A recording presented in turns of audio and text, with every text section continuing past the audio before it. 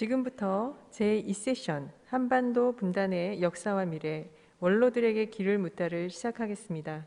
사회는 김기정 원장님께서 수고해 주시겠습니다. 네, 1부 순서에 이어서 2부의 순서를 시작하겠습니다. 제가 모두에 말씀드렸듯이 이제 1부는 현재 진행되고 있는 한반도 상황에 대한 전략적 판단, 그리고 해법 이런 것들을 주로 다루었으면, 저희가 이 세션 2에서는 조금 긴 안목으로 한반도의 현재의 문제와 과거, 그리고 또 미래 문제를 함께 좀 논의를 하고 싶어서 타이틀을 한반도 분단의 역사와 미래, 그리고 원로들에게 길을 묻다, 이렇게 타이틀을 한번 써봤습니다. 그래서 오늘은 어쩌면 우리 사회에서 단순히 원로라는 말로는 좀 부족한, 그야말로 지난 한 30년, 40년 동안에 한국 사회를 이끌어 오셨던 분인데요. 학계에서, 그리고 정책의 현장에서 대한민국 사회를 이끌어 오셨던 분 네 분을 모셨습니다. 제가 한 분 한 분 소개를 해드리겠습니다. 먼저 우리 신봉용 교수님을 소개해드리겠습니다. 지금 건국대 석좌 교수로 계십니다. 네. 건국대학에서 정치학 박사를 하셨고요. 정치학계에서는 워낙 유명하신, 저명하신 분입니다. 한국 정치사, 또 한국 외교사, 또 분단사, 이런 분야에서 아주 후학들에게 좋은 말씀들을 책으로 남겨주신 분입니다. 다음은 저희 국가안보전략연구원의 김보연 이사장님을 소개해드리겠습니다. 오랫동안 국정원에서 근무를 하시면서 분단의 현장에서 분단의 문제를 직접 정책적으로 다루시고, 지난 30여 년 동안에 아마 대북 협상에 가장 뛰어난 한국을 대표하는 협상가셨고요. 지난 반세기 동안에 가장 최고의 북한 전문가라고 생각을 합니다. 김보연 이사장님께 오늘 말씀을 좀 듣고요. 세 번째 소개해드릴 분은 이화여대 명예교수로 계시는 구대열 교수님을 소개해드리겠습니다. 아까 신봉용 교수님이 좀 한국 정치사 쪽이시라면, 구대열 교수님은 한국 외교사 쪽에 한국의 가장 뛰어난 학자분 중에 한 분이신데, 한국 국제관계사 연구, 또 제국주의와 언론 등의 저서를 쓰셨고요. 얼마 전에, 요 며칠 전에 영어로 된 책을 또 출판하셨는데요. Korea 1905 to 1945. 아마 한국 1905년부터 1945년. 아마 이게 일제 식민지에서부터 해방 분단사에 이르는 역사서를 영어로 책을 이렇게 출판하셨습니다. 그 열정에 감탄하지 않을 수 없습니다. 마지막으로 안보의 현장에서 오랫동안 분단을 관찰하셨던 우리 하정열 원장님을 소개해드리겠습니다. 우리 하정열 원장님은 육군사관학교를 졸업을 하시고 북한대학원 대학교에서 북한학 박사도 받으셨고요. 아마 마지막으로는 상군사령부 부사령관으로 재직을 하셨습니다. 그런데 무엇보다도 우리 하 장군님은 시인이면서 또 화가이셔서 이게 아마 분단, 안보, 국방 이 문제와 병렬할 수 있는 예술의 세계를 갖고 있다고 저는 믿습니다. 이렇게 네 분을 모셨는데요. 제가 사전에 이제 이 세션을 어떻게 이끌까라고 좀 고민을 하다가, 제가 미리 좀 가이드가 되는 질문들, 이게 사실 꼭 거기에 맞는 대답은 안 하셔도 크게 상관은 없지만, 크게 한 7가지의 주제들로 해서 한번 짜봤습니다. 그래서 이게 이제 아마 한 몇 분씩은 이렇게 답을 하셔야 될 텐데 저희가 정해져 있는 시간 동안에 너무 한 질문에 대해서 너무 길게 답을 하시지 말고 한 번에 한 5분을 넘지 않도록 해주시면 이렇게 여러 차례 이렇게 돌아가면서 간담회 형식으로 저희가 말씀을 나눌 수 있지 않을까. 핵심은 우리는 어떻게 분단의 시대를 살았는가.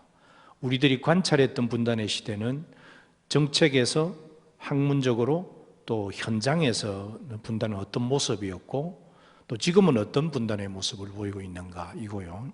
그리고 이제 아마 마지막으로는 그럼 앞으로 미래는 어떻게 될 것인가 하는 문제인데 저는 특별하게 한국의 미래 세대들에게 분단, 너희 미래 모습은 무엇이어야 할까에 관한 또 우리 어르신들의 말씀을 좀 듣는 것으로 하겠습니다.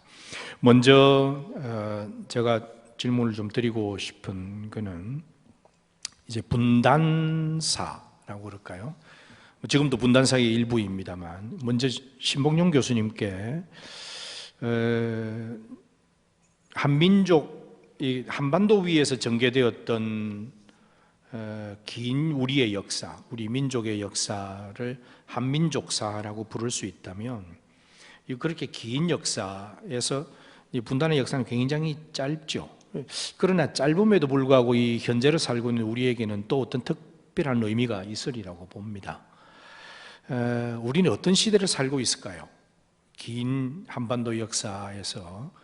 그래서 그 질문을 좀 먼저 드리고 이게 아마 같은 질문을 우리 구대열 선생님께도 좀 같이 한번 드릴 수 있으라고 봅니다. 먼저 신봉용 교수님 좀 말씀해 주실까요? 제가 공부하던 세대가 많이 흘러서 많은 그 후에 발전이 이루어졌는데 이미 한 세대 지난 사람이 혹시 낡은 이론을 붙잡고 얘기하는 것이 아닌가 하는 두려운 마음으로 이 자리에 왔습니다. 아울러 저는 명색이 정치학도이기는 하지만은 스스로 나의 정체성은 역사학도라고 생각하며 살았습니다. 따라서 여기 계신 기능주의자 학사들이 보시기에는 저희 입장이 역사주의 시각이어서 좀 낯설고 핀트가 맞지 않을 수 있는 부분이 있다는 점에 대해서도 여러분들에게 양해를 구합니다. 저는 최근에 삼국지를 주석 출판했습니다. 아시다시피 삼국지 첫머리는 분구필합이고 합구필분입니다. 나라가 오래 나뉘어지면 반드시 통일이 오고 통일이 오래 지속되면 반드시 분단이 온다는 말로 시작됩니다. 아마도 필자 나관중은 주역을 통달한 역사주의자가 아니었던가, 주역의 순환 이론을 심취했던 사람이 아니었던가 그런 생각이 듭니다. 주역이든 삼국지든 그들이 보는 역사의 시각에 따르면 동양은 기이하게도 500년의 통일이 지속된 다음에 거의 틀림없이 100년의 전국시대가 옵니다. 그러니까 지금의 한국은 전국시대 100년의 시기에 그 중간에 있는 것이라고 볼 수 있습니다. 500년의 왕조 이후에 100년의 춘추 전국시대가 오는 것은 내부적으로 말한다면 지루한 제국의 종말이라고 말할 수 있습니다. 초고학자들은 Empire of Boredom, 한 제국이 500년쯤 지나면은 선정과 악정에 관계없이 그 왕조에 대한 지루함이 따라온다고 합니다. 그리고 그 지루한 왕국 다음에 100년의 전국 시절이 지속됩니다. 우리나라의 경우에는 좀 다른 것이 우리는 한반도를 얘기할 때 영어로 디비전이라는 용어를 쓰지만은 저는 영어로 얘기할 적에 디비전이라는 용어를 쓴 적이 없습니다. 저는 separation이라는 용어를 썼습니다. 한반도는 남의 손에 의해서 갈라진 것이 아니라 우리 스스로 헤어진 거라고 생각합니다. 이런 얘기를 흔히 내인론이라고 얘기를 합니다. 그리고 역사를 살았던 사람들은 어느 때를 막론하고 자신이 살고 있는 시대가 가장 격동기였고 가장 불행했다고 생각하는 착시 현상을 일으킵니다. 우리도 지금 그런 착시의 시대를 사는 것이지 이 시대라고 해서 특별히 불우했다거나 또는 자책하면서 살아야 될 시기는 아니다. 그런 생각을 가지고 먼저 토론에 임하고자 합니다. 못다한 얘기는 다음 턴에서 하겠습니다. 선생님은 나뉘의 시대, 나뉘었다. 그러니까 분단이 아니라 디비전이 아니라 세퍼레이션의 시대였다. 구 선생님은 어떻게 생각하세요? 후대의 역사가들이 이 시대를 뭐라고 규정할까요? 삼국시대, 고려조, 조선, 일제, 네. 그러다가 지금의 분단 시대는 뭐라고 이름을 붙일 것 같습니까?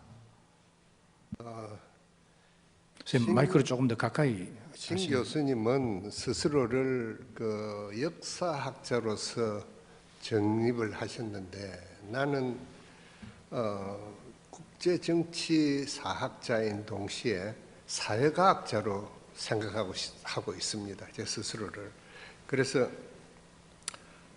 우리 분단 시대를 쭉 이런저런 관점에서 보면은 내가 내린 결론은 이념적으로나 현실적으로 모든 것이 정리되지 않는 혼란의 시대, 영어로서는 인터레그넘, 거리 시대라고 번역합니다.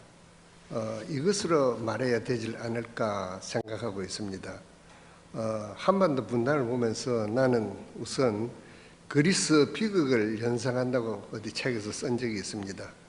1945년 국내외적인 상황에서 한국이 분단을 모면한다는 것은 마치 그리스 비극에서 인간의 한계에 도전하는 것과 같이 어려운 그런 문제였습니다. 오이디푸스 왕이 신탁을 받고 자기가 아버지를 죽이고 어머니와 결혼한다는 말을 듣고 그걸 피하기 위해서 방랑의 길에 떠났지만도 결국 아버지를 죽이고 태비의 역병을 이렇게 퇴치하고 난 뒤에 결혼하는데 그 왕비와 결혼하는데 자기 어머니와 결혼합니다. 이같이 우리에게 주어진 운명을 극복하는 것만큼 한반도의 분단은 일단 어려웠다. 그렇게 생각하고 있습니다. 그 다음에 하나 오스트리아의 예를 들고 싶은데 많은 분들이 오스트리아는 정치 지도자들이 사회주의자건 보수주의자건 자기들이 현명했기 때문에 그리고 유럽 정치에 대한 경험이 풍부했기 때문에 분단을 면하고 통일국가를 이루었다 하는데 사실 그보다는 국제정치적인 요인이 더 큽니다. 오스트리아를 중립국으로서 통일시키는 것이 그 옆에 있는 스위스와 합쳐가지고 나토를 남북으로 완전히 갈라놓는 꼴이에요. 위에 있는 서독과 남쪽에 있는 이탈리아를. 근데 이게 완전 분단시켰다면은 동쪽은 물론 공산국가가 되었겠죠. 그런데 서쪽은 서방 국가가 되어가지고 서독과 이탈리아를 연결하는 하나의 그 코리도 회랑을 역할을 함으로써 나토군의 작전을 훨씬 수월하게 만들었을 겁니다. 이런 거 냉전 시대 스탈린과 미국 간의 대전략 싸움에서 오스트리아가 통합되어서 중립 통일국가로 나타난 것이 아닌가 생각해요. 그리고 이제 임정시대부터 넘어가 보면은 우리의 김구 등 정치 지도자들이 통일국가를 마련하기 위해서, 수립하기 위해서 마지막까지 노력한 것은 사실입니다. 그러나 이들이 서로를 용납하기 위해서 얼마만큼 노력을 기울였느냐, 나는 거기에 대해서는 상당한 의문을 가지고 있습니다. 지분을 조금 줄 테니까 내 밑으로 들어와라. 그 정도가 최대한 아량을 베푼 것이 아닌가 생각하고 있습니다. 그래서 중국에서 청조가 멸망하고 공산정권이 들어서기까지를 어떤 학자들은 거리시대, 중요한 왕조가 섰다가 그 다음 왕조가 들어서기 전까지 혼란의 시대라고 부르는 것과 같이 단순하게 권력만이 혼란스러운 것이 아니라 이념적으로도 혼란스러운 그런 시대가 지금 우리가 살고 있는 시대가 아닌가 그렇게 생각하고 있습니다. 예, 감사합니다. 권위, 그러니까 어떤 권위의 부재라는 인터럴 뜻이죠. 그룹이라고 하죠. 예. 기왕 조 선생님 분단사에 관한 책도 쓰시고 또 이번에 또 낸 책도 어쩌면 일제시대를 거쳐서 해방 이후까지를 다루고 있어서 그 한국과 국제관계사의 그 분단에 관한 부분들도 쭉 아주 정교하게들 쓰셨는데 1945년에 한반도 더 구체적으로는 1948년에 이르는 시점까지 주도했던 미국에게 한국은 무엇이었을까요? 분단을 주도했던 국가들, 특히 미국에게 있어서 이제 제가 말씀드리는 그 질문의 요지는 1945년 무렵의 국제정치적 조건에서 지금은 무엇이 변하고 지금은 뭐가 안 변했을까요? 또 이런 질문이기도 합니다. 선생님, 1945년 당시를 보면은 한국 한반도는 전쟁의 원인도 아니었고 서로 차지하려고 하는 전쟁의 목표물도 아니었고 아무것도 아니었어요. 그 소위 말하는 계력론이죠. 바로 네. 그런데 미국이 성전국으로서 한국을 차지하게 이제 되고 난 뒤에 미국이 한반도를 어떤 식으로 디파인 하느냐 하는 글들이 여러 개가 나옵니다. 제일 처음에 한국 문제를 미국 Council of Foreign Affairs라고 하는 그 국무성 산하기관이 있지 않습니까? 관리들뿐만 아니라 학자들도 참여하는데 거기에서 읽은 건데 제일 처음에 나오는 것이 만주의 맹장이라는 거예요. 만주의 맹장이다. 맹장. 네. 그러니까 이건 만주 문제가 해결되어져야 한국 문제가 해결되는 거지 한국 문제만 떼가지고 맹장이라고 해서 떼버릴 수도 없는 거고 그대로 둘 수도 없는 거고 그런 거 있다. 그리고 1944년부터 이제 넘어가면은 한반도를 미국에 있어서 이센셜 절대적으로 중요한 지역은 아니다. 그런데 태평양의 안보를 위해서는 미국이 그냥 둘 수는 없다. 아주 애매모호한 그런 디스크립션들이 계속 나오고 있습니다. 우리 1945년 그때의 상황이 그런 것이 아니었나 말할 수 있을 것 같아요. 예. 사실 이거 미리 정해진 질문에서 약간 벗어나는 거긴 한데요. 이 계력 한반도가 이게 주변 강대국들에 의해서 어떻게 인식되었는가 하는 건 1945년부터 48년 사이에는 소위 닭갈비였다는 거죠. 버리지도 못하고 또 그런다고 취하기도 별로 이익도 없고. 그런데 분단하여 관리한다. 이게 디바이드라는 용어를 선생님이 안 좋아하신다고 그랬지만 어쨌든 국제정치적으로 자주 써왔던 용어가 한반도 관리의 방안으로 divide and rule이었거든요. 그 이전에는 한 국가의 지배 체제 하에 둔다. 이게 이제 일본의 식민지였고요. 이 divide and rule이라는 이 국제정치적 판단, 45년, 48년의 판단이 어떻습니까? 선생님 보시기에 지금은 좀 약해졌을까요?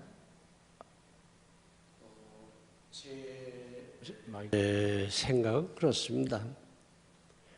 1945년 이전부터 적어도 1950년까지 미국에 대한 한국의 의미와 소련에 대한 한국의 의미는 웨이트가 달랐다고 생각합니다. 소련은 절체절명한 극동진출의 후두부였고 미국은 중국이나 일본에 대한 종속변수였기 때문에 미국은 한반도에 대해서 목숨을 걸어야 할 이유가 그렇게 절박하지 않았던 것으로 보입니다. 그것은 아마 지금도 마찬가지일 겁니다.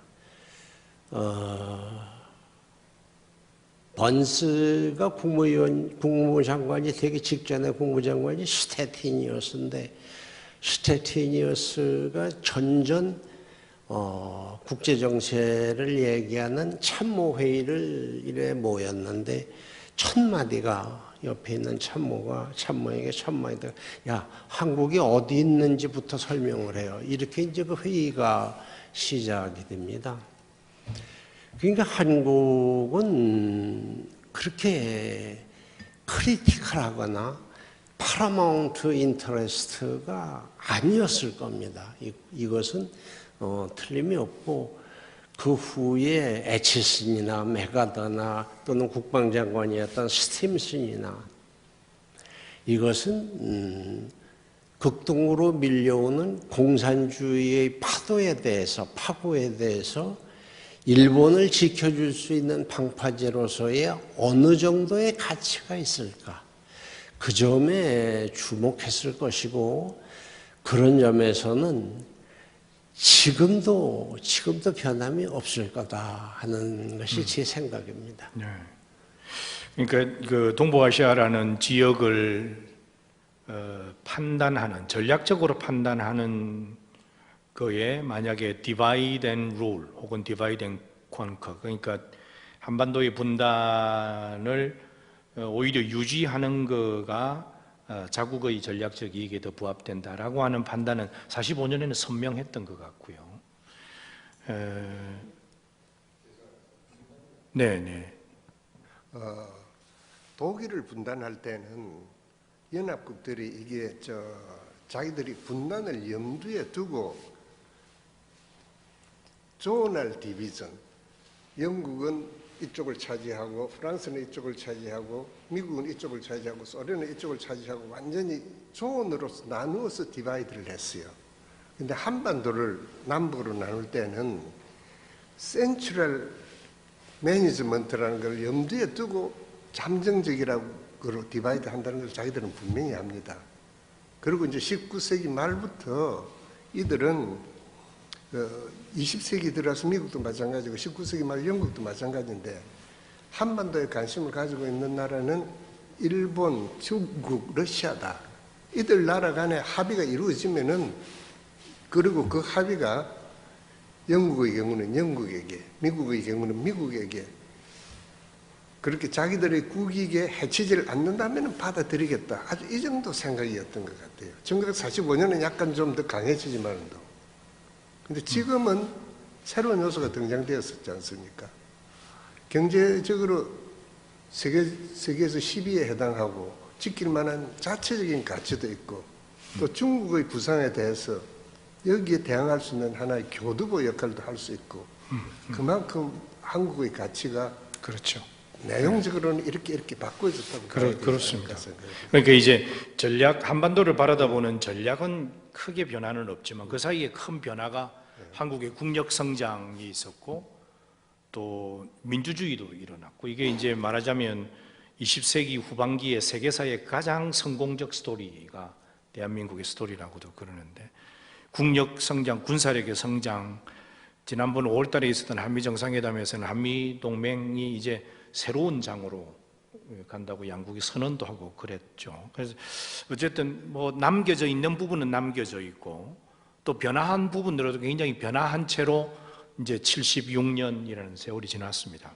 76년의 분단의 과정에서 이게 역대 한국 정부들은 뭐 북한에는 정권이 3번 있었지만 3번째지만 저희는 뭐 다양한 정권들이 다양한 방식으로 이 분단을 인식하고 분단을 관리하려고 했던 것 같아요. 물론 우리는 좀 정치적 선언도 같지만 한반도의 분단을 주된 책임을 가지고 관리하는 것은 남쪽의 대한민국이어야 된다.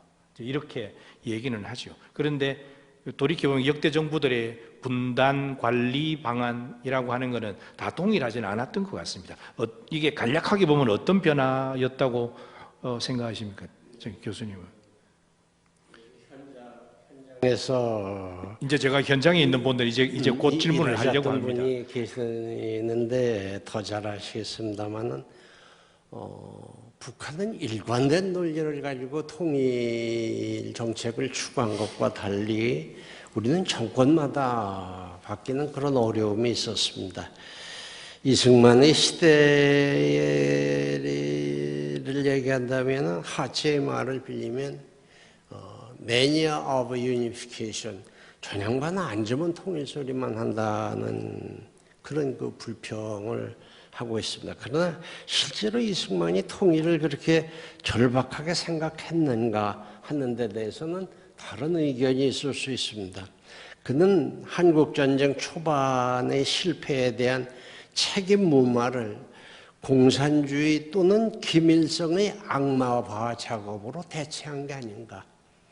우리는 그 시대를 살았던 사람으로서 학교 공부가 반공 글짓기, 반공 체육대회, 반공 마라톤 대회, 반공 포스터 그리기 대회, 반공 음악회, 반공 웅변 대회, 이걸로 우리의 그 소년 시절이 다 갔습니다. 그러니까 나는 이 박사 시절에 그가 정말로 통일을 염원했을까? 뭉치면 살고 해치면 죽는다. 그것은 프루타크 영웅전에 나오는 한 센텐스인데 그것을 그냥 즉흥적으로 인용한 것이지 그의 진심은 아니었을 거라는 생각이 듭니다. 제2공화국 시대는 가슴으로 통일을 염원했던 가자 북으로 오라 남으로 하는 식의 실족 없는 시대였다고 생각합니다.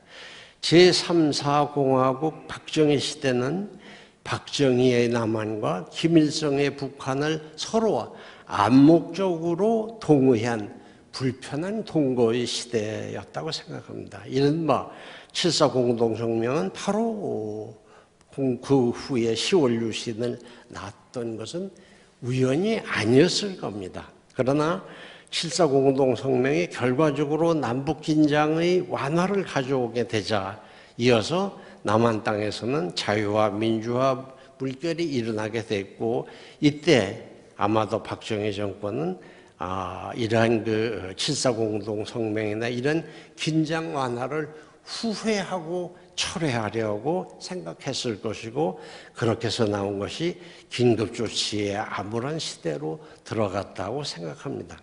우선 남한만이라도 산업을 이룩하고자 하는 박정희의 판단이 옳았는지 틀렸는지에 대해서는 지금과 같은 진영의 논리가 사라진 뒤에나 어느 시대에 좀 더 공정한 평가를 할 수 있으리라고 생각합니다.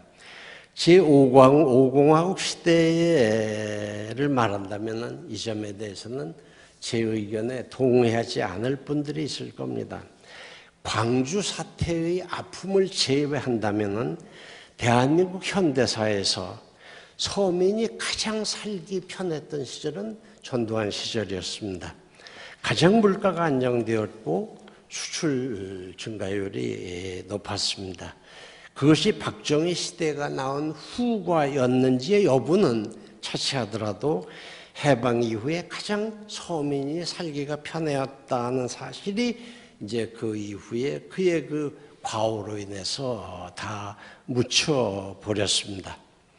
아마 이 시대를 살던 전두환 정권의 시대를 살던 국민은 이제 뒤떨어졌던 북한 경제를 우리보다 뒤떨어졌던 우리가 뒤떨어졌으나 이제는 우리가 앞서가는 북한 경제를 보면서 통일이 우리에게 그렇게 절박한가 하는 회의를 품기 시작했고 이때부터 통일 지상주의의 인덱스가 하강 곡선을 그리기 시작했다고 생각합니다.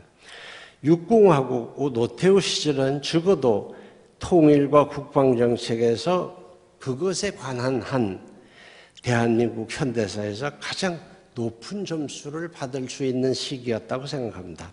여기에는 독일의 통일과 맞물린 역사의 중첩이 작용했을 겁니다. 아마도 적어도 그 시절에 노태우 정권 시절에는 지사와 어떤 책사가 있었을 것이고 한소 수교라든가 한중 수교와 같은 업적을 남겼습니다. 그러나 노태우 정권은 그 과업을 수행하기에는 시간이 너무 짧았다고 생각합니다. 그 뒤 김영삼 정부는 남북협상을 추진했으나 김일성의 갑작스러운 죽음으로 좌절되었습니다. 그것이 국운이었는지 안타깝기는 짝이 없지만은 그 시대에 김일성의 죽음을 놓고 남한에서 비상사태를 선포한 것에 대해서 나는 대단히 유감스럽게 생각합니다. 그 무렵에 저는 원동현이라고 하는 이 북한의 통일정책의 핵심 인물을 만났습니다. 그 무렵에 만났는데 그는 나한테 그런 얘기를 했습니다. 우리는 지금 국상이 나가지고 국상이 나서 정신이 없는데 김영삼 저 사람은 무슨 뭐 비상사태 선포를 했다는 거예요. 이게 사람이 할 짓이 아니다. 이건 사람의 인도주의적 차원에서 있을 수 있는 일 아니다. 우리가 지금 쳐들어가겠는가? 남한을 쳐들어갈 형편인가? 저 사람이 정신이 잘못된 사람이다. 따라서 김영삼 시대에는 남북협상은 없다 하고 저한테 그 원동현이가 똑부러지게 얘기를 하던 기억이 역력합니다.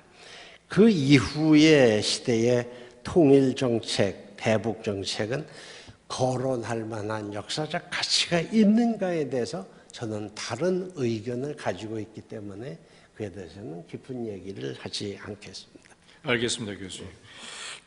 글쎄요, 이게 76년에 이제 분단이 지속되어 오면서 뭐라고 그럴까요? 분단 질서라고 부를까요? 분단 양식이라고 그럴까요? 이걸 또 조금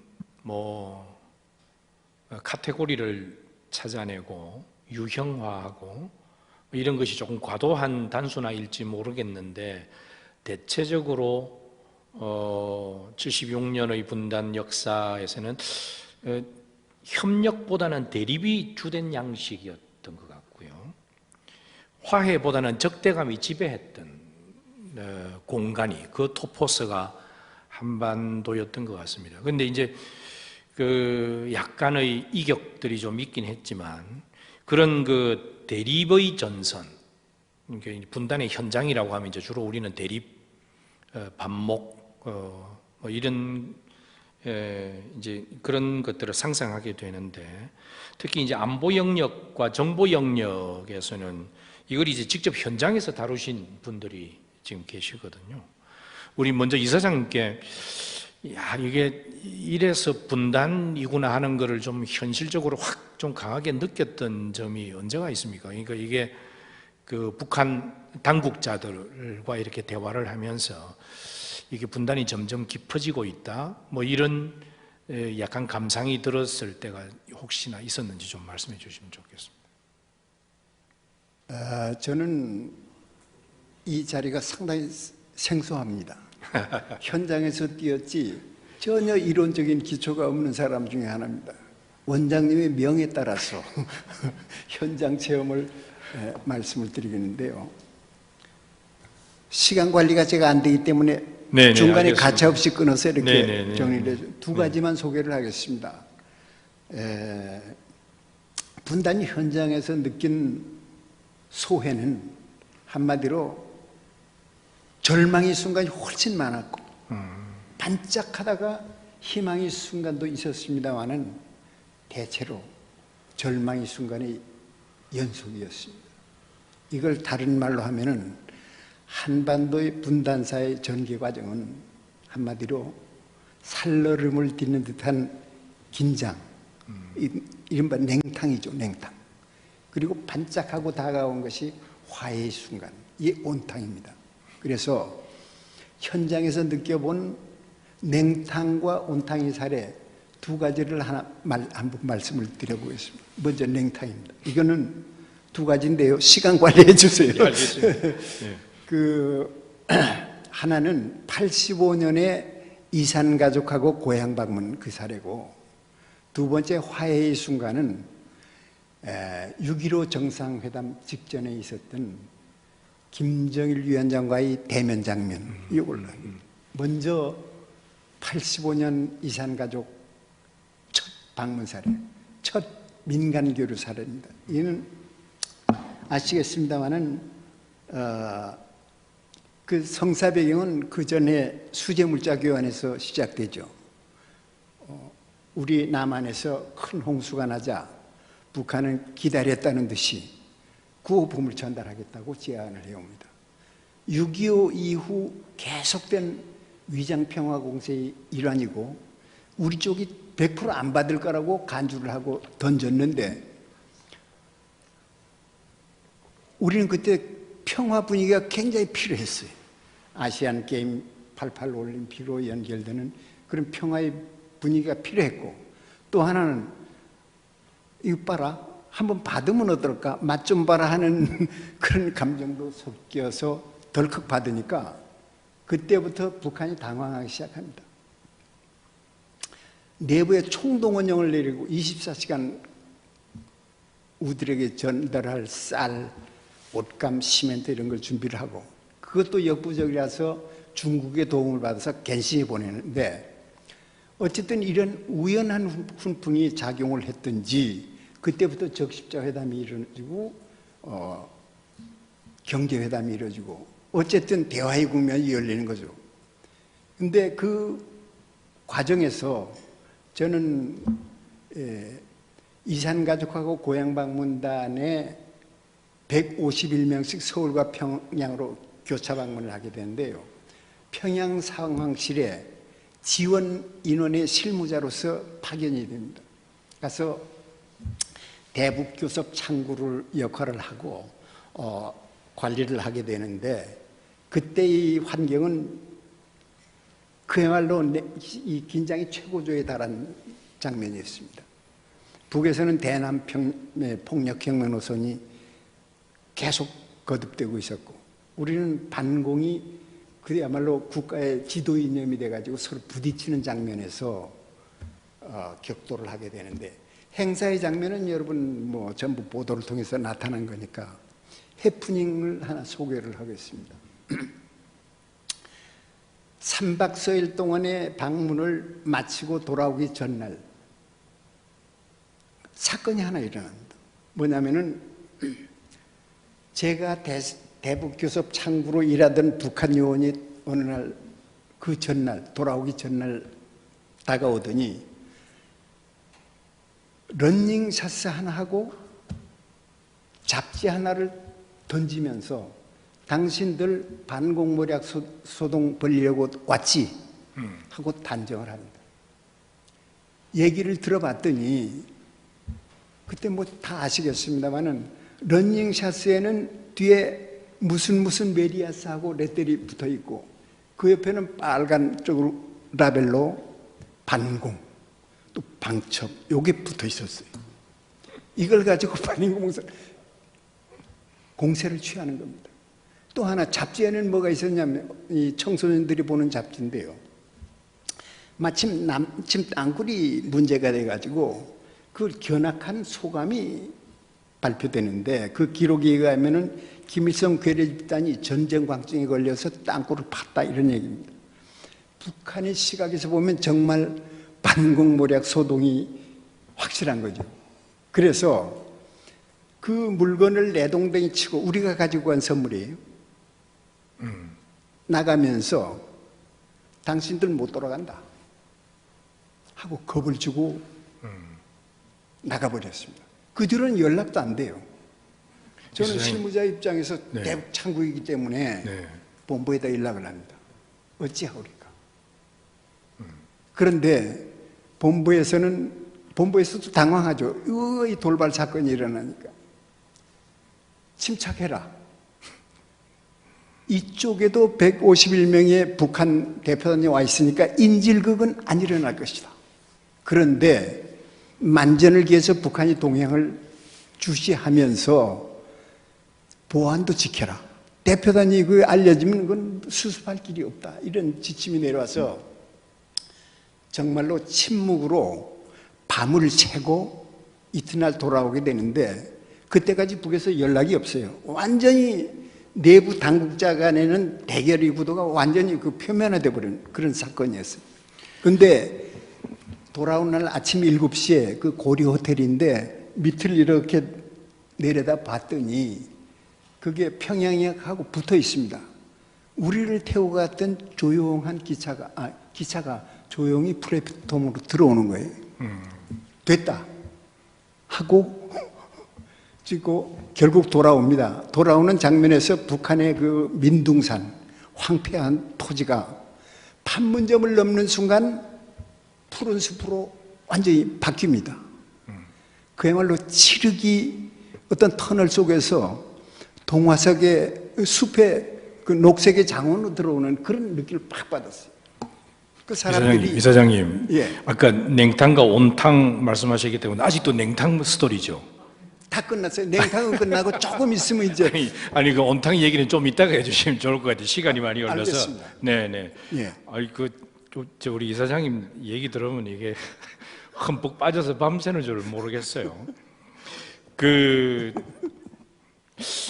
우리 저기 하장군님은 어떻습니까? 이게 국방의 영역, 더 구체적으로는 아마 DMZ, 그죠? 비무장지대 거기 근무하신 적 있으시죠? 예. 바로 그 현장에서 느끼실 때 이게 아마 우리 이사장님은 북한 측하고 직접 이렇게 대화를 나누는 창구에 있었다면 거기는 거리를 두고 관찰의 대상이죠. 그럼에도 불구하고 이게 쭉 계시는 동안에 군에 계셨던 동안에 분단의 현장에 이제 여기서는 자연스럽게 경쟁, 대립, 정오 이런 논리들이 지배하던 시대였는데 혹시 좋은 에피소드가 하나 있으면 하나 좀 말씀해 주십시오. 우선 저는 38년 동안 평화를 지키는데 이제 역점을 두다가 지금은 한 15년 동안 평화를 만들어가는 일을 지금 하고 있어요. 지금 이제 평화를 어떻게 지켰느냐, 이제 거기에 따른 게 질문이신데, 우선 이 말씀을 드리기 전에 북한의 국방 정책과 군사 전략은 어떻게 변해왔느냐, 거기에 따라서 우리 군이 어떻게 대응을 했느냐, 이것을 먼저 좀 잠깐 말씀을 드리고 그 다음에 이제 현장 이야기를 잠깐 드리는 게 좋을 것 같습니다. 어쨌든 네, 시간을 잘 지켜주시면 네, 감사하겠습니다. 그래서 이제 북한을 이제 크게 4단계로 짧게 이야기를 하겠습니다. 국방 정책과 군사 전략 면에서 북한은 강하면 항상 공세적인 전략을 추진을 했다. 북한이 약해지면 항상 수세 전략으로 전환이 됐다. 이제 이렇게 말씀을 드릴 수 있는데요. 크게 이제 50년대, 60년대, 이거 이제 북한이 최대로 강했을 때예요. 그래서 이제 한국 전쟁을 일으키고, 그 다음에 이제 계속 여러 군데에서 이제 분쟁을 일으켰죠. 그래서 1.21 사태도 하고, 푸에볼로 사건도 일으키고, 여러 가지 곳에서 항상 침투를 했던 그 시기가 50년대, 60년대다. 그러면 그 당시는 우리는 수세적인 방어를 할 수밖에 없었어요. 그래서 항상 수세를 하면서 상대방을 타도의 대상으로 봤다. 그러니까 북한은 우리를 타도의 대상으로 본 거고, 공세적 통일의 대상으로 본 거고, 우리는 북한을 막아야 되면서도 필요에 따라서 우리도 통일할 수 있는 역량이 있다 하는 것을 과시했다. 이렇게 이제 볼 수 있고요. 70년대, 80년대 2단계로 넘어가면 이게 이제 경쟁의 대상으로 이제 바뀌었어요. 그래서 북한은 이제 4대 군사 노선이 이제 확립돼 가지고, 우리도 이제 공세적인 전략을 가지고 통일할 수 있는 역량이 됐다, 이렇게 본 거고, 우리는 이제 박정희 대통령의 자주국방 능력 강화를 통해서 한미동맹과 자주국방이 합하면 우리도 이제 북한과 대등한 입장에서 정책을 수립할 수 있다, 이렇게 이제 본 겁니다. 근데 이제 그때 뭐가 일어났냐 하면 지금 아프가니스탄과 비슷한 월남 폐해망이 1975년대에 일어났어요. 그때 제가 이제 소위로 임관하던 시기인데, 이게 우리나라에서 가장 위급한 시기 중에 하나였어요. 왜냐하면 북한이 잘못된 신호를 받을 수 있는 시기였다. 그래서 뭘 일으켰냐 하면 1976년에 미루나무 사태를 일으켰다. 미국을 한번 찔러본 거죠. 그때 저희가 전부 다 군장을 다 싸가지고 데프콘 2라고 하는 게 이제 전쟁 직전으로 하는 거예요. 데프콘 1이 전쟁인데 데프콘 2까지 가서 전쟁 직전에서 준비를 했다. 그리고 우리 소대원들하고 같이 군장을 다 싸고 침상에서 군화도 못 벗고 그때 자는 그런 상황이 있었다. 90년대 들어오면 이제 북한이 수세적인 입장으로 가고 우리는 이제 약간 공세적인 입장으로 가는데 그게 왜냐 하면 북한의 아버지가 망했어요. 북한의 아버지가 소련인데 소련이 90년 초에 망하고 형제들이 다 변했어요. 그 뭐 동구권이 다 무너져서 자기들 형제들이 자기를 지원해야 되는데 그게 다 무너졌다. 그러다 보니까 북한은 우리에게 우호적인 입장을 하면서 핵 개발에 들어갈 수밖에 없었다. 이렇게 이제 볼 수 있고요.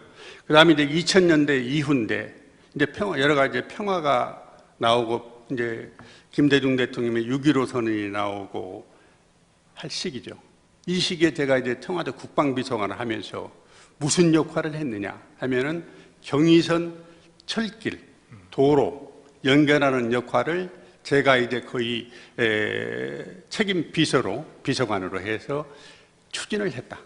개성공단이 위치는 다 선정이 됐지만 그것을 군사적으로 보장하는 역할을 저희가 이제 함께 이제 추진을 했었는데 이때도 북한은 수세적인 입장으로 전환이 됐지만 그 속에 열세권을 극복하기 위해서 핵 개발을 지속적으로 했다.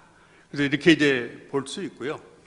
제가 이렇게 군인으로서 현장에 있으면서 북한을 하나의 대립적인 시각으로만 볼 거냐, 타도의 대상으로만 볼 거냐, 이제 이런 면에서 많이 갈등을 했어요. 왜냐하면 민족이라는 문제가 앞세워져 있기 때문에. 근데 초기 제가 소대장, 중대장 할 때는 타도의 대상이었어요. 그래서 때려잡자 김일성, 처부사 공산당 뭐 이런 구호를 외치면서 우리 부하들하고 같이 저건 때려잡아야 된다 이런 이제 대상으로 봤는데 점진적으로 이제 함께 해야 될 대상으로 보는 군에서도 그런 시각으로 바뀌어졌다 이렇게 이제 말씀을 드릴 수 있고요.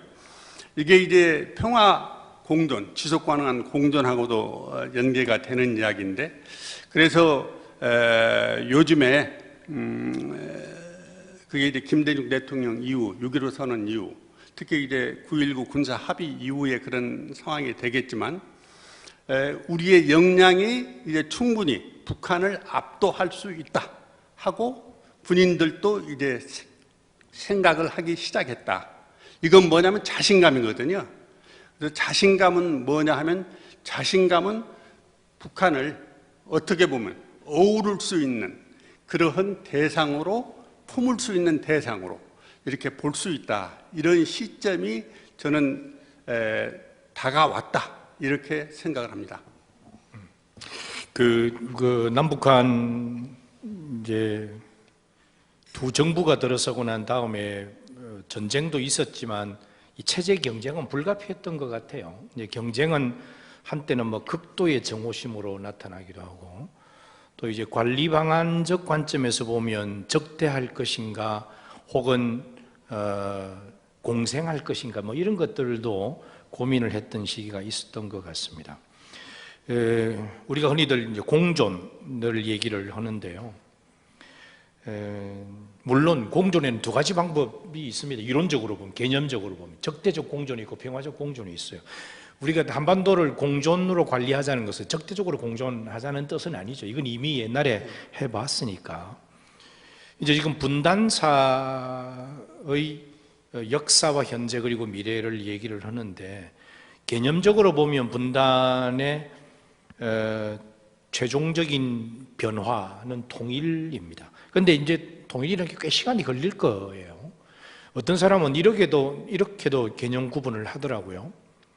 통일은 두 가지 종류가 있다. 법적인 통일과 사실상의 통일이 있다. 이 사실상의 통일은 사실상 이게 두 정부 정치 체제가 유지되고 있으면서 서로 소통하고 하나의 경제권을 만들어내고 공존하고 이런 것인데 이제 이걸 우리가 흔히들 평화공존이라고 부를 수가 있을 겁니다. 평화공존, 적대적 공존이 아니라 평화공존은 우리는 아직까지 개념적으로만 존재합니다.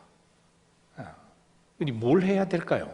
이 실제로 정책적으로 뭘 해야 될지 이걸 우리 선생님부터 좀 말씀해 주시면. 네. 선생님 마이크 좀. 지금 이 순간에 남북 문제에서 가장 시급한 문제는 뭘까? 만나야 된다고 생각합니다. 만나야 된다. 만나는 것이다. 그것이 꼭 국가 정상이 만나서 사진 찍는 일이 아니라 할지라도 누군가는 어느 차원에서 만나야 된다고 생각합니다. 참 만난 지가 너무 오래되었습니다. 그러니까 문병란의 시에 우리가 서서 기다리에게는 이별이 너무 길었다 하는 그 시가 자꾸 생각이 납니다. 서양 속담에 out of sight, out of mind입니다. 눈이 멀어지면 마음도 멀어지는 게 인간입니다. 그런 차원에서 생각할 때 저는 정치하는 사람들이 자기들의 이익 때문에 만나고 헤어지는 일 이전에 민간 차원에서 어떤 커머셜하게 만나야 된다고 생각합니다. 그것이 관광이었든 무역이었든 만나야 된다고 생각합니다. 나는 이 시대에 우익으로부터 돌멩이 맞을 소리지만은 우리 우파 정부의 가장 큰 실수는 금강산 사건 시절에 먼저 관광을 폐쇄했다는 점입니다. 고인에게, 죽은 분에게 참 안타까운 얘기지만은 그 사태는 남한의 선행적 과실이 있었습니다. 남한이 먼저 실수를 했습니다. 여러 차례 관광교육 지침에 거기 넘어가지 말아라 하는 얘기를 수없이 가르쳤음에도 불구하고 그 여자는 왜 거길 넘어갔는가? 그리고 정지 명령을 얘기했을 적에 자기가 뛰면 얼마나 뛰겠다고 정지를 하지 않고 도망치는가? 여기에는 우리의 남한 측에 먼저 실수가 선행되었다고 생각합니다. 그렇다면은 그래, 넘어간 사람은 다 쏴 죽이는 거냐라고 인도주의적인 질책을 할 수도 있겠지만은 나는 일차적으로 그 당시에 그냥 그날로 금강산 관광을 문 닫은 것은 참 잘못했다고 생각합니다. 서로 유감을 표시하고 그것으로서 어떻게 수습했어야 된다고 생각합니다. 이 금강산 관광을 먼저 시작하고 그 다음에 개성관광, 개성공단 재가동 이런 것을 통해서 만나야 된다고 생각합니다. 저는 한국 통일을 얘기할 때 독일이 우리에게 교훈을 줄 수 있다는 말을 믿지 않습니다. 독일은 우리에게 교훈이 되질 않습니다. 예멘은 우리에게 교훈이 많이 될 겁니다. 예멘은 통일 전에 국가 원수끼리 7번 만났습니다. 그 7번 만나는 과정에서 한 번은 그 자리에서 상대편 국가 원수를 쏴 죽였습니다. 그런 비극적인 일이 있음에도 불구하고 단절하지 않고 7번 만나서 결국 통일을 했습니다. 저는 먼저 관광 개발을 금강산 관광이든 개성공단이든 개성관광이든 이것을 먼저 연 다음에 정말로 내가 내 체험이 별거겠습니까마는 제 체험에 의하면은 더 나아갈 수 있다면 묘향산 관광을 확대해야 된다고 생각합니다. 그것은 단순히 묘향산이 이 나라의 최고의 풍광의 명승지이기 때문이 아니라 묘향산을 가려면은 평양공항을 이용해야 하고 평양에서 숙박을 해야 합니다. 옥류관에 들어가서 평양 사람들과 어울려서 냉면을 먹어야 합니다. 평양 묘향산 고속도로를 주행해야 합니다. 그 과정에서 얻을 수 있는 농촌의 모습과 북한 주민과의 접촉 이런 것들이 통일을 위한 엄청난 스티뮬레이트가 될 수 있다고 저는 확신합니다. 따라서 이러한 그 오고 간 만남 이런 것을 통해서 우리는 서로를 이해하고 북한 사람들을 만나서 자금성에서 만났을 때 김일성 교수를 만났을 적에 이렇게 대화했으면 뭐 칼 같은 얘기만 하는데 막상 자금성 뒷담을 돌아가면서 둘이 얘기할 때는 그 자식은 몇이오? 애들 학비는 어떻게 해요? 애들은 속 안 쓰겠습니까? 뭐 그런 얘기를 인간적으로 하게 되거든요. 우리는 그런 아까 원장님이 우리는 그 에모션 시대에 들어갔다. 난 그 얘기를 아까 들어보면서 참 많이 공감했습니다. 그 사람들 이래 그렇게 칼 같은 얘기를 하다가도 둘이 골목 갈 적에는 그러면 당신 봉급이 얼마예요? 내가 만불 정도 됩니다. 1000불 아니냐고. 1000불을 잘못했던 이야기는 아니라고 만불 됐는데 그걸 믿을 수가 없다는 거고 자기는 그렇게 알고 있지 않다는 식의 이런 얘기를 합니다. 그래서 만나야 됩니다. 그것은 먼저 인간은 어차피 아리스토텔레스는 뭐 폴리티컬하다고 폴리티컬 애니멀이라고 그랬는데 그렇지 않은 것 같아요. 제가 생각하기에는 인간은 먼저 커머셜맨입니다. 어떤 베네핏이 생기느냐에 따라서 통일을 할 수도 있고 안 할 수도 있습니다. 그러므로 관광, 상업 이런 데서 먼저 만나는 것이 지금 이 시대에 우리가 풀어야 할 선행 업무가 아닐까 그런 생각을 합니다. 네, 신 교수님. 이게 다른 선생님은 오랫동안 정치사 또 히스토리는 사실은 사람의 스토리여서 사람의 그 관계사를 쭉 봐 오셨기 때문에 이게 그 아주 초보적 중요성이네요. 접촉, 그죠? 교류, 대화 이런 것에서부터 시작이. 거기서부터 공존으로 가야 한다 이 말씀이시고 같은 질문을 제가 우리 이사장님께 좀 드리고 싶은데요. 이제 지금 돌아가는 순서는 시니어리티, 시니어 순서입니다. 이렇게 접촉, 교류 이것 외에 다른 뭐 방법도 있을까요? 평화 공존, 북쪽하고 남쪽이 당분간 공존으로 평화적으로 가야 한다면 우리 뭐 어떤 준비들을 해야 할까요? 그 경험에서 말씀을 해주시면 좋겠습니다. 우리 신 교수님 의견에 전적으로 동감입니다. 만나야 정말로 면장을 할지 모르겠습니다. 그래 이 앞으로의 공존 상태를 극복하고 대처해 나가는 길은 과거의 변화 상황을 좀 들춰보는 게 필요한 것 같아요. 어떻게 변화되어 왔느냐. 당국자들이 생각을 중심으로 해서 보면은 뭐 아시다시피 7, 80년대에는 상당히 이쪽에 대해서 공세적 선동적 태도로 일관을 했고요. 90년대 초가 무조건 북한이 가장 수세적인 그런 시대였던 것 같아요. 그때 독일 통일이 이루어지고 또 공산체제가 무너지고 그리고 흡수통일론, 붕괴론이 막 부상함에 따라서 김일성이 많이 어려워했습니다. 그래서 그때 기본합의서를 체결하는 장면에서 우리 연락관끼리 또 이 당국자 간 대표끼리 사적으로 만날 때는 통일이 되면 좀 봐달라 이런 투의 언동까지도 서슴지 않은 그런 시기가 있었고요. 6.15선언 2000년 되니까 그들도 상당히 실용적이었어요. 그런데 그건 과거사고 지금 제가 현장을 떠나서 관찰자의 입장에서 북을 바라보면은 김정은 시대는 뭐가 달라졌나 하는 대목입니다. 첫째는 이 분단에 대한 생각, 평화공존에 대한 생각이 과거 민족지상주의 비슷한 그런 흐름도에서 이제는 국가성을 강조하는 체제로 완전히 바뀌어지고 있어요.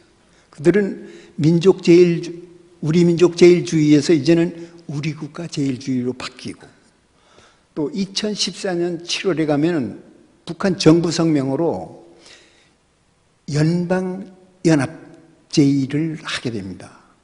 또 근자에 들어서 금년에만 해도 민족해방민주주의 혁명 노선을 일단 표현을 당규약에서 드러냈어요.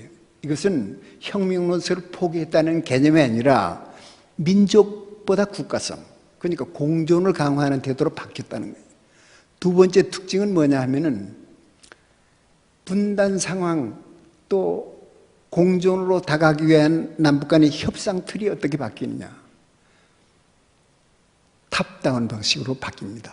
김정일이 직접 나서는 거죠. 김정일 시대에는 20년 집권을 통해서 단 2차례 남북 정상회담을 합니다. 그런데 이제는 김정은이가 직접 나서서 아시다시피 남북 정상회담 3차례, 또 미북 간의 역사적인 처음 순회회담을 해서 2차례, 그리고 판문점에서 3자 회동, 이걸 전부 김정은이가 스스로 해결하기로 해요. 밑에 사람들은 보이지 않아요. 남북 대화가 부재한 상황에서 보인다면 김여정이 역할만 보이고 있는 이런 형국입니다. 그래서 밑으로부터 위로 올라가는 방식의 대화는 당분간 지향할 것 같아요. 그 다음에 세 번째 특징은 뭐냐면은 저희들이 현장에서 주고받고 할 때는 우리 식량 많이 줬죠. 비료 많이 줬죠. 이것을 퍼주기라고 여기서 비판을 했는데 제 시각은 좀 다릅니다. 주긴 주는데 대신에 평화를 퍼온 거예요.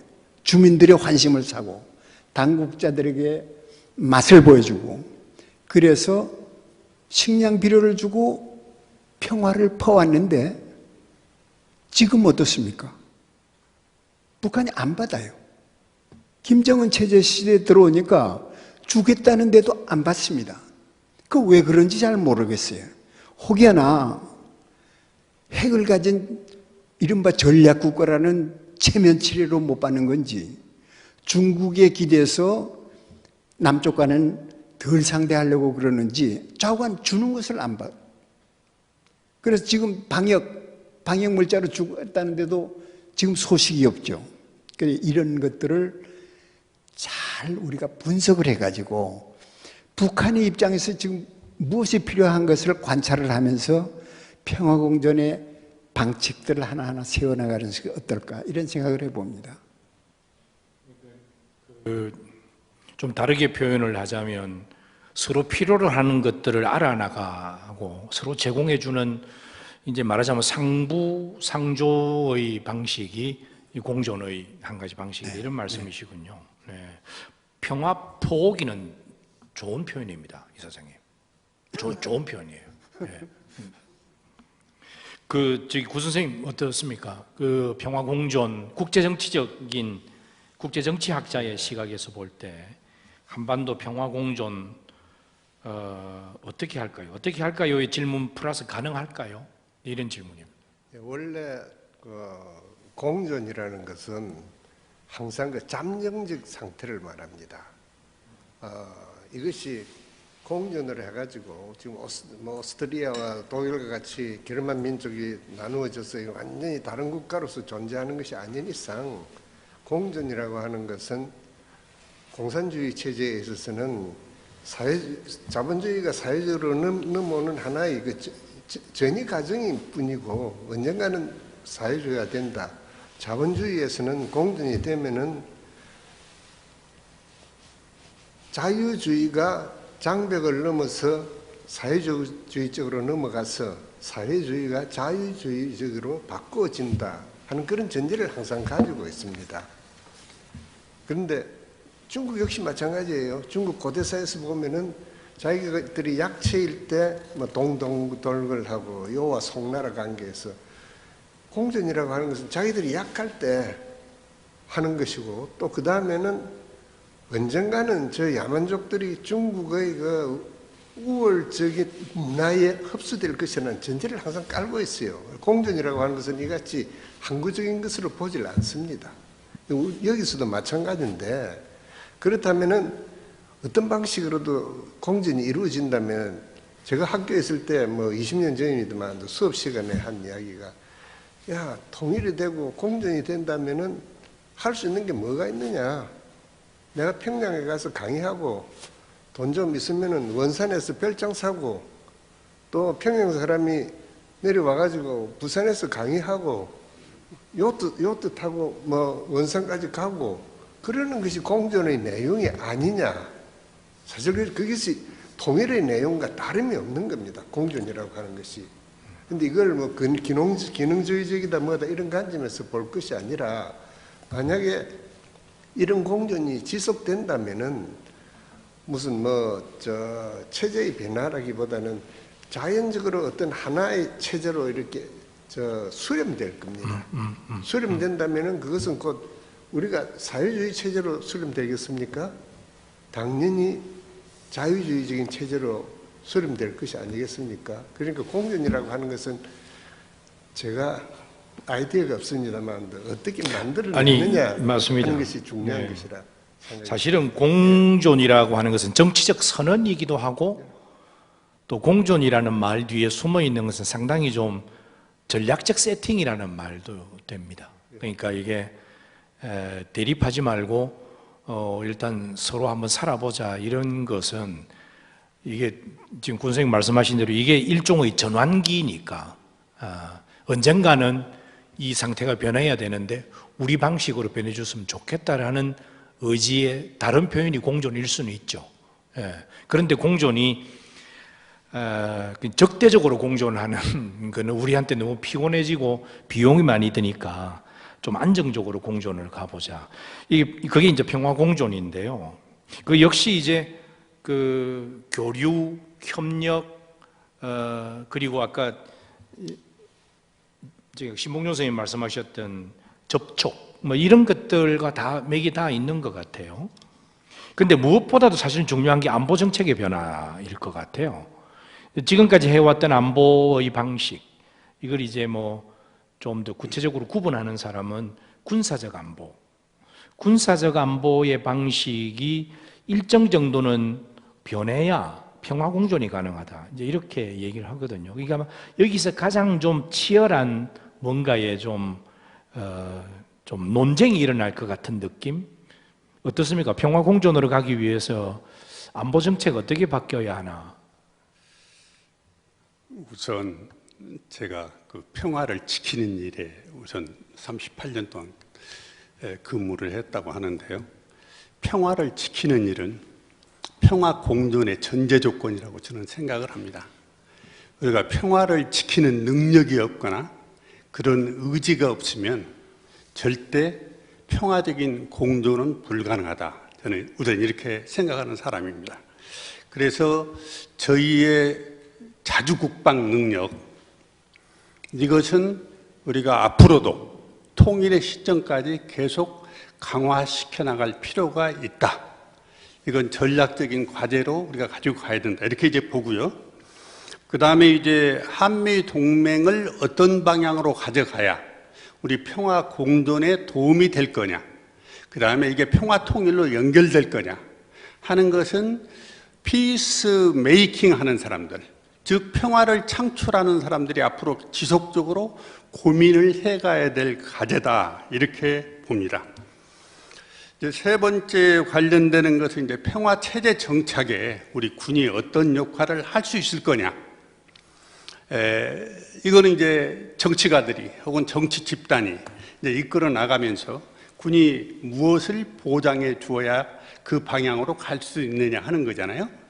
근데 이제 조금 전에 제가 말씀을 드렸듯이 군이 자신감을 가지면 정치가들한테 그런 융통성을 줄 수 있는 여건이 만들어진다, 이렇게 생각을 합니다. 그래서 군이 자신감을 가질 수 있도록 그런 능력을 키워 주어야 된다. 이게 이제 재래식 군사 능력의 강화인데요. 북한이 핵을 가지고 있기 때문에 우리는 이제 북한한테 안 돼, 이런 것보다는 북한이 아무리 핵을 가지고 있어도 우리의 재래식 능력으로 충분히 싸울 수 있다, 이러한 의지와 이런 능력이 있을 때 정치가들이요, 평화를 만들어 가시오, 이러한 이야기를 할 수가 있다. 저는 이렇게 봅니다. 마지막으로 저희들이 이제 평화를 만들어가는 사람들이, 대통령님을 포함해서 6.15 선언, 평양 공동선언 이런 것들을 다 했다 이거죠. 그런데 이제 평화를 지키는 사람들이 한 게 9.19 군사 합의입니다. 이거는 평화를 지키는 사람들이 만나서 우리가 이 서로 대치하고 있는 국면에서 대치의 강도를 좀 약해보자. 그 다음에 서로 침략하지 않도록 하자. 침투 공작을 없애자. 그 다음에 대립하고 있는 지역의 무기를 조금 줄여보자. 그래서 위협의 강도를 약해보자 하고 이제 이걸 한 건데, 저희 이제 선배되는 분들, 옛날에 6.25 전쟁에 참여했던 분들은 이게 국가 팔아먹는 합의 아니냐 이렇게 이제 공격들을 하세요. 근데 저희가 봤을 때는 이 군사 합의가 앞으로 이행이 됐을 때 한반도의 평화 공존을 위한 전제 조건은 강화될 수 있다, 이렇게 봅니다. 그래서 이제 북한도 이 군사 합의를 파기하자는 이야기는 아직 안 하고 있거든요. 그래서 이 군사 합의를 이행할 수 있는 그런 강한 우리가 의지를 가지고 북한을 끌고 가야 된다, 이렇게 생각을 합니다. 그 군사력, 이제 우리가 군사 안보도 유용한 점이 분명히 있고, 예. 그 안에 내부에 있는 논리들은 우리도 지금까지 익숙해져 있고 유용한 점도 있었던 것 같아요. 이제 이른바 유비무환의 논리도 그 안에 숨어 있기도 한데, 이제 문제는 이게 너무 경직되어져서 이것 외에는 다른 거를 안보의 방법으로 간주하지 않게 됨으로써 이게 공존의 이제 좀 공간을 좁힌다고 그럴까요? 이를테면 대립의 강도를 각각의 군비는 가지고 있어야 돼. 대립의 강도를 낮춘다. 이게 이제 군비 통제인데, 이전 같으면 군비 통제는 생각도 할 수 없는 시대가 있었죠. 그래서 이제 저는 이 안보의 영역도 개념적으로 이를테면 유럽처럼 공동안보, 협력안보 이런 쪽으로 점차 좀 안보 논의가 좀 확대되어 가야 평화 공존 쪽으로도 가능해지지 않을까, 이런 생각을 합니다. 뭐 군사 능력 강화하는 것은 어느 순간에도 포기할 수 없는 것이라고 보입니다.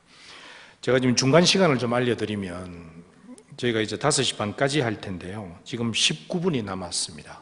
네. 우리 이사장님 아까 온탕 얘기를 듣긴 들어야 되는데 시간이 지금 지금 이게 주제가 2가지가 더 있는데요. 사실은 이게 조금 다소 어려운 주제일지 모르나, 이를테면 지금 그 안보라는 단어와 평화라는 단어 사이에 어떻게 그 속에 균형점을 가질 것이냐, 뭐 이런 것들도 우리가 좀 고민을 해봐야 돼. 이건 좀 어려운 주제이긴 합니다. 이를테면 외교 문제와, 그러니까 인터내셔널과 인트라내셔널 사이에 균형은 또 어떻게 가질 거냐, 이런 문제가 있고, 또 이게 뭐 국내 정치에서 한반도를 관리하고자, 평화적으로 관리하고자 하는 것과 국내 한국 사회 내의 이념적 균열 구조, 남남 갈등 구조, 이 사이의 균형점을 어떻게 찾을 것인가, 이런 주제들도 제가 미리 좀 드리긴 했는데, 이제 마지막 정작 중요한 문제인 미래 세대들에게 이제 앞으로 우리 사회의 원로들이 한국의 미래 세대들에게 한반도의 분단 문제 어떻게 보았으면 좋겠다, 이제 이런 말씀이 사실은 더 핵심적이고 주된 거라, 제가 지금 드린 균형 찾기에 꼭 이 점만은 좀 얘기하고 싶다는 게 있으면 꼭 이건 한 분만 얘기를 좀 듣고 가고 싶고요. 우리 제가 좀 우리 하장군 이야기를 할까요? 국가 간의 관계는 우리가 이제 북한을 국가로 인정을 했으니까 어떻게 보면은 안보와 평화, 이 2가지 관계가 사실은 어느 국가라도 하나의 협상의 관계인데, 이 협상을 하는 데는 서로 이제 상호주의가 바람직하다고 그러잖아요. 근데 이제 이 상호주의를 이야기할 때 통상 엄격한 상호주의를 이야기를 하는데, 저는 이렇게 생각합니다. 평화와 이 안보가 하나의 톱니바퀴가 돼서 굴러가려면 안보 측면은 엄격하게 하고 평화의 공존의 측면은 포괄적이고 신속적으로 해야 된다. 그래서 남북 간의 관계도 우리 군사적인 것은 우리 하나 양보하면 너희도 하나 양보하라는 것은 엄격하게 해가고 이제 쌀을 지원한다든지 인도적 지원을 한다든지 하는 것은 북한의 체면을 좀 생각해서 우리가 하나 주면 그래 너희 반 개만 줘. 너희 체면 생각해서 너희 잘하는 거 먼저 교류하자고 우리한테 해. 그러면 우리 못하더라도 너희한테 응해줄게. 그래서 점이 선으로 연결되고 선이 면으로 연결되는 그러한 상황들을 만들어 갔을 때 지속 가능한 공존이 된다. 저는 이렇게 봅니다. 알겠습니다. 이게 분단 76년인데 이게 사람 나이로 쳐도 76세 정도가 되면 이제 노년이라 나이가 들면 다 더 늘어나는 게 관용인 것 같긴 합니다. 관용 없이 나이가 들면 참 뭔가 좀 안 돼 보이는 게 있습니다.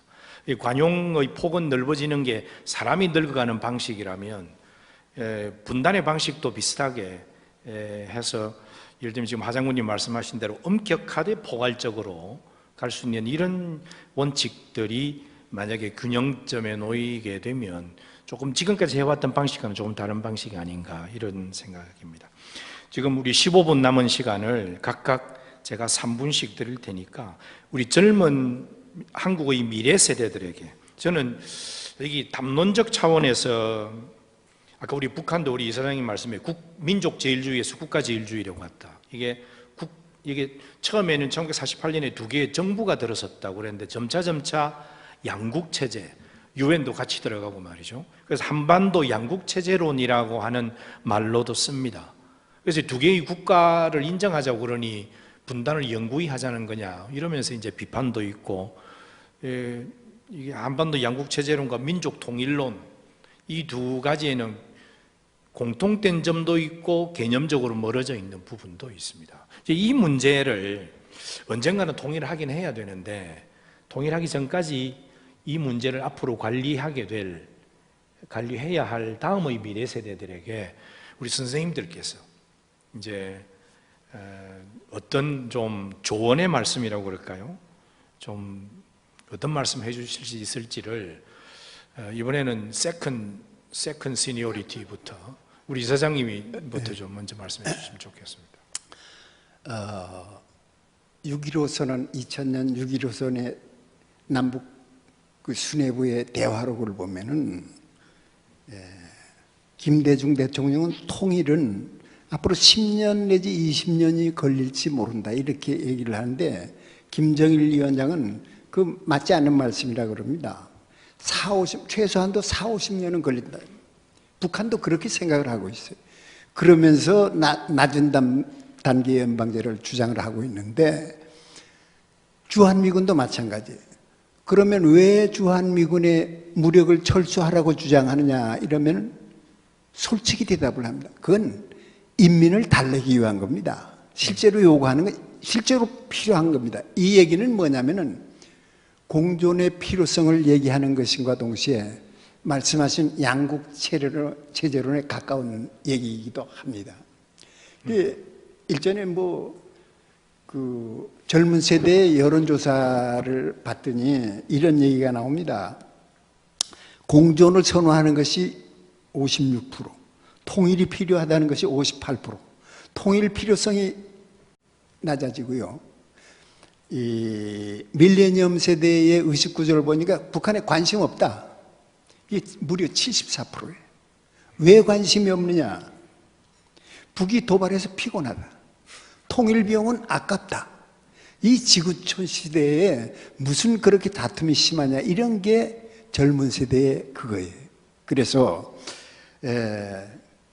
이 양국 체제론의 당위성은 또 필요성은 젊은 세대에 우리가 주입을 시키되 이것만 강조하다 보면은 우리가 정작 미래 언젠가는 해야 될 통일이 이른바 분단 고착론으로 화석화될 우려가 있습니다. 그래서 통일로 가는 길은 말씀하신 사실상의 통일을 과정을 거쳐서 가는 것이기 때문에 어차피 가기는 가는데 평화의 과정을 거치자, 이러한 논리를 가지고 젊은 세대들에게 이른바 평화 공존의 필요성과 함께 장차의 통일론에 대비할 수 있는 어떤 교양이랄까요? 그런 것들이 필요하다고 생각을 합니다. 감사합니다, 이사장님. 다음 우리 구대리 교수님, 이제 concluding remarks. 제가 여기 준비해 온 것 중에 헤드라인 부분에 해당하는 것만 간단하게 그냥 말씀드릴게요. 통일은 결국 평화를 관리하는 가운데 외교를 통해서만 이루어진다, 저야 할 것입니다. 그런데 우리의 외무장관이나 통일부 장관이 도대체 미국을 몇 번이나 갔느냐? 내 생각에는 통일부 장관 한 번도 안 간 것 같아요. 미국에 살다시피 하면서 장관만 만나라는 게 아니라 그쪽에 조야 인사들, 학계 인사들과 계속 만나면서 지금 미국이 분명히 우리가 이런 걸 싫어해요. 싫어하지만은 또 장기적으로 한국이 원하는 것이 뭐냐? 독일 브란트 정부가 미국에 대해서 한 거나 꼭 같습니다. 유럽 평화라고 하는 큰 틀 속에서 독일이 통일이 필요하다는 것을 설득시키는 작업을 한 거예요. 그런데 그런 식으로 계속 만나야 됩니다. 우리 외무장관, 통일부 장관 하다못해 김기정 원장 같으신 분이 거기 가서 미국에서 살다시피 해야 돼요. 제가 거기 살면 이민 가야 되는데 어떻게 삽니까? 그 다음에 통일될 경우 주변국들이 우리에게 내놓을 청구서가 뭔지 그것 한번 생각해 보자는 거고, 그 다음에 외교는 니콜슨이 말한 대로 이게 전문가의 영역이에요. 그러니까 가능하면은 전문가들에게 맡겨두라. 그 다음에 외교는 항상 출구 전략을 염두에 두고 해야 된다. 출구 전략 없이 죽창가 부르고 그러는 거는 쉬워요. 그래가 국민들 반일 감정 확 부추기는 거는 좋은데 그 다음 단계가 뭐냐 하는 것을 생각하면서 하라는 거고, 마지막으로 말씀드리고 싶은 거는 미래 세대의 가치관을 우리가 예단할 수는 없습니다. 영구혁명론을 내세워가지고 자본주의의 그 씨앗부터 자르려고 했던 모택동이 수십 년간 끊임없이 그 캠페인을 전개했는데 마지막 한 말이 아마 말로와의 인터뷰였을 거예요. 미래 세대는 자기들의 가치관에 따라서 혁명을 해나갈 것이다. 그랬어요. 그러니까 지금 우리는 미래 세대가 이런 것은 지켜줬으면 좋겠다 하는데 그건 우리 희망사항일 뿐이다. 저는 그렇게 생각합니다. 그렇게 됐으면 정말 좋겠죠. 예, 감사합니다. 네, 갭은 있겠죠. 미래 세대는 미래 세대의 논리가 있을 테니까. 그래도 뭔가의 말씀을, 그러니까 지금의 손주들에게 말씀을 남기신다면 좀 어폐가 있습니다. 뭔가 말씀을 해주신다면. 우리 하정구님은 어떤 말씀이시죠? 저는 5가지 사항을 짤막짤막하게 3분 내에 하겠습니다. 우선 대한민국은 민주주의 공화국이에요. 민주주의 공화국은 헌법 정신에 따라서 나라가 움직이는 건데, 통일은 우리 헌법 전문과 헌법 4조에 국가의 목표와 국가의 이익으로 분명히 명시가 되어 있어요. 그래서 이것은 대한민국의 핵심적인 이익이다. 그래서 누구도 포기할 수 없는 이익이다. 그래서 이렇게 보고요. 그래서 국가가 존재하는 한 통일은 추구해야 된다. 이렇게 봅니다. 그런데 시간이 우리 편이 아니라고 저는 생각을 해요. 그러니까 중국이 미국보다 강해질 때, 북한의 국력이 대한민국과 비슷해질 때 통일의 추는 북한 쪽으로 넘어갈 수 있다. 그래서 항상 시간이 우리 편이라고 생각하고 느긋하게 생각하면 안 된다. 이렇게 이제 보고요. 콜이 통일하면서 한마디를 남겼어요. 그게 뭐냐면 열차는 우리를 위해서 한없이 기다리지 않는다. 그러니까 통일이 여건이 되면 빨리 그 순간을 이용하라는 거거든요. 그래서 우리도 그런 여건을 만들어서 이용을 해야 된다. 이렇게 보고요. 두 번째는 대한민국의 통일 방안은 민족 공동체 통일 방안이에요. 그것은 단계적인 통일 방안이거든요. 그러니까 평화 공존을 통해서 통일로 가는 길을 이렇게 만들어 가는 건데, 우리가 평화 공존의 길을 빨리 앞당겨야 통일의 길도 앞당겨진다 이렇게 이제 볼 수 있습니다. 그다음에 이제 우리 손주들이 제일 걱정하는 게 내 빵을 저놈들이 가져가는 거 아니냐. 그러니까 통일 비용이 엄청나게 나서 서독이 2조 달러를 통일 비용으로 지불했다는데 우리는 그보다 더 들어가는 거 아니냐. 그럼 나 먹고 살기 힘든 거 아니냐. 이런 이제 생각을 하는데 저는 분단 비용이 장기화되면 통일 비용보다 엄청나게 늘어날 수 있다. 그다음에 통일의 이점이 통일 비용을 상쇄한다. 이렇게 이제 말씀을 드리고 싶습니다. 네 번째는 통일은 예측 불가하다. 언제 우리에게 다가설지 모른다. 북한의 급변 사태가 언제 일어날지도 모르는 거고 국제 환경이 어떻게 변해서 통일이 우리에게 신속하게 달려올 수도 있다. 그래서 우리는 항시 그게 대비해야 된다. 이렇게 이제 보고요. 그다음에 이제 마지막으로 우리 청소년들이 우리 손주들이 우리나라가 인류국가 되길 원하잖아요. 이제 선진국은 우리 할아버지들이 아버지들이 만들어 놨으니까 손주들은 이제 인류국가로 가야 되거든요. 근데 인류국가로 가려면 반드시 통일의 길을 밟아야 우리가 인류국가로 갈 수 있다. 우리 손주들이 이제 북한 같은 주민을 바라고 같은 철책에서 근무하는 것보다 저 압록강 두만강에서 중국 사람들 바라보고 근무하는 게 떳떳하고 좋잖아요. 그래서 우리 손주들은 저 북한강에서 저 북한 쪽에서 넘어가가지고 압록강에서 두만강에서 근무하기를 바란다. 이렇게 말씀을 맺고 싶습니다. 맨 마지막 우리 말씀드렸듯이 한반도 분단의 역사와 미래 원로들에게 길을 묻다에 이제 최종 발언은 신 교수님 해주셔야 됩니다. 최종 발언을 다 정리하시는 이 1시간 반에 걸친 우리 모든 토론회를 종료하시는 말씀을 이게 미래 세대들에게 남기시는 말씀으로 해주시기 바랍니다. 저는 먼저 이 남북 통일의 문제를 이념의 볼모로 삼아가는 것은 잘못이라고 생각합니다. 우리 현대사에서 이념은 혈육만 못했습니다. 이념은 혈육을 넘지 못했습니다. 혈육은 빵을 넘지 못했습니다. 따라서 해방정국 이후에 우리의 역사에서 그 이념의 악마화 작업으로 통일 문제를 생각하지 않았으면 좋겠다. 만약에 이념은 참 덧없는 것이고 자꾸 이념을 주장하는 것은 그것은 참 실패한 이상주의자거나 아니면은 그 프레드릭 엥겔스가 마르크스를 향해서 했던 말이 있습니다. You are great anachronist. 당신은 위대한 시대착오론자요. 자꾸 이념을 그렇게 볼모로 삼는 것은 그것은 아나크로니스트라고 생각합니다.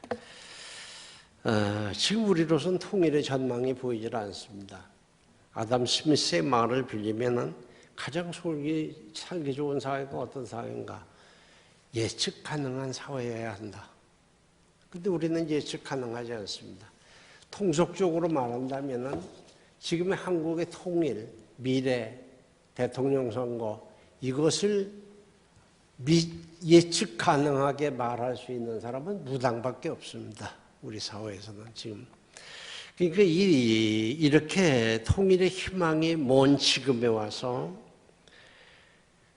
끝까지 핵을 포기하지 않으면은 우리는 일보의 양보도 없다든가 불태전의 어떤 용맹을 보인다든가 또는 우리는 끝까지 북한 사람들이 그러더라고요. 풀을 뜯어먹는 한이 있어도 핵은 포기하지 않겠다.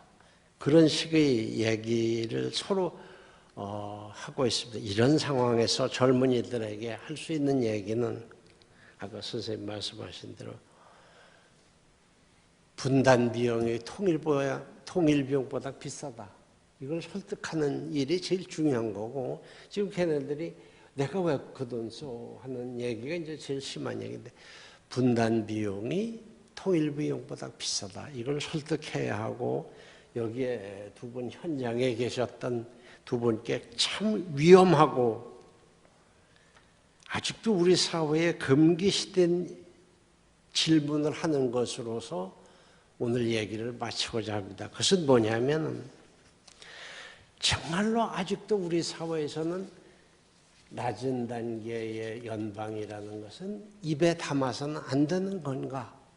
그 얘기를 여러분들에게 한번 대답 없이 한번 여쭈고 싶었습니다. 한국의 우익들이 걱정하고 있는 것처럼 낮은 단계의 연방은, 느슨한 단계의 연방은 곧 국가를 공산화로 몰고 가는 것일까 하는 데 대해서는 저도 이제 나이 80 넘어서 벌써 역사를 증언할 나이가 됐는데 그럴까 하는 생각이 자꾸만 듭니다. 이 땅이 낮은 단계의 연방으로 들어갈 때 공산화가 된다? 그렇지 않을 수도 있다는 생각이 듭니다. 왜냐하면 세계에서 가장 강고한 기독교 세력이 한국에 있습니다. 이것은 이슬람의 탈레반에 못지않은 세계 최고의 강고한 기독교 세력이 있고, 불퇴전의 우익이 이 땅에 있습니다. 이럴 때에 우리가 그렇게 쉽게 그들이 공산화를 좌시하겠는가 하는 그런 생각이 듭니다. 정말로 그런 상황에도 불구하고 어떤 세력이 한국의 공산화를 획책한다면 아마도 한국은 내란에 들어갈 것이고, 로마법에서 마지막에 주장하는 것이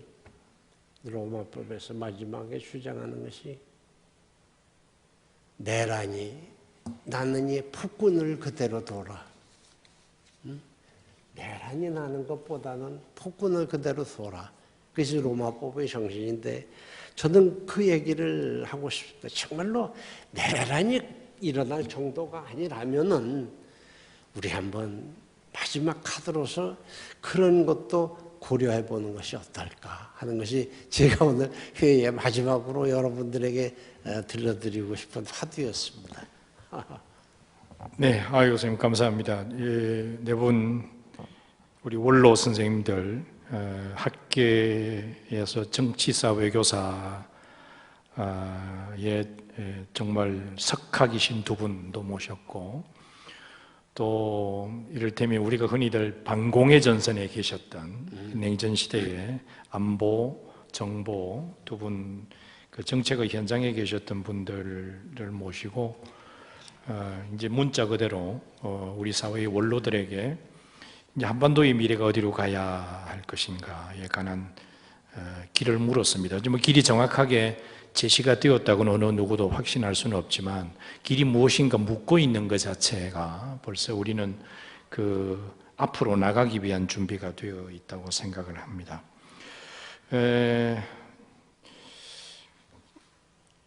뭐 원래 계획했던 대로 충분한 시간을 드리지 못해서 죄송하고요. 이게 이제 오늘 우리 큰 주제가 공존, 또 구체적으로는 평화공존, 평화적으로 남북한이 어떻게 한반도라는 공간 속에 함께 존재하느냐 하는 것인데, 이거는 저는 우리가 아주 통일이 익숙해져 있는 단어지만 이게 통일과 이게 상반되는 개념이라고는 생각하지가 않습니다. 오히려 통일론이 정치적으로 소비되면서 남북한 모두 좀 과도한 정치적인 상징으로만 쓰여졌고, 시대에 역행했던 통일론들도 있었고요. 그런 것에 보면 지금 공존론, 평화공존론은 엄밀하게 말하면 통일론은 아니지만 오히려 이것이 더 실용적이고 적실한 접근법이 아닌가, 이런 생각이 듭니다. 여러 가지 단어로 얘기할 수 있는데 사실상의 통일, 평화적 공존, 한반도 양국체제론, 어쩌면 그것이 제도적으로 합의를 갖추어진 마지막 단계쯤에 이르면 선생님 말씀하신 연방이라고 하는 것도 아마 자연스럽게 논의를 하는 단계가 오지 않을까 싶습니다. 통일이라는 두 글자가 정치적으로 남북한 공이 소비되면서 나왔던 여러 가지 오해들이 한국의 분단사를 또 아픔으로 그 속에 축적되어져 있는 것 같습니다. 현 시점에서 적어도 모르겠습니다. 이게 뭐 약간 전략적 선언이기도 한데, 남북한이 공히 전략으로서 추진해야 되는 통일론 중에 두 가지는 이미 용도 폐기가 되었다. 그 중에 하나는 적과 통일론이고 하나는 흡수 통일론인 것 같다. 이 두 가지는 용도 폐기되었다고 선언하여야 그 중간선에서 어딘가에 공존도, 평화 공존도 우리가 찾아낼 수 있지 않을까 하는 생각입니다. 오늘 다시 한번 감사드립니다. 한반도 분단의 역사와 특히 미래, 우리 한국 사회를 이끌어 오셨던 네 분의 원로 선생님들에게 제가 길을 물었습니다. 답을 해주셔서 감사합니다. 네, 고맙습니다.